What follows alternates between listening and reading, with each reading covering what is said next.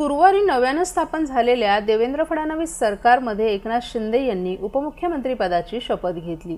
या शपथविधी सोहळ्यानंतर एकनाथ शिंदे यांचं गुरुवारी रात्री उशिरा ठाण्यात आगमन झालं। टेंभी नाका येथील धर्मवीर आनंद दिघे यांच्या आनंद मठात जाऊन त्यांनी धर्मवीर आनंद दिघे यांना अभिवादन केलं। यावेळी टेंभी नाक्यावर शिवसैनिकांनी मोठ्या प्रमाणात गर्दी केली होती। तसंच शिंदे यांच्या स्वागतासाठी डीजे आणि ढोलताशा पथकं आणली होती। शिंदे यांचं आनंद मठात आगमन होताच फटाक्यांची आतिषबाजी करत त्यांचं स्वागत करण्यात आलं। यावेळी महिला शिवसैनिकांनी शुभेच्छा देण्यासाठीही गर्दी केली होती। त्यानंतर त्यांनी धर्मवीर आनंद दिघे यांच्या समाधी असलेल्या शक्तीस्थळावर जाऊन अभिवादन केलं।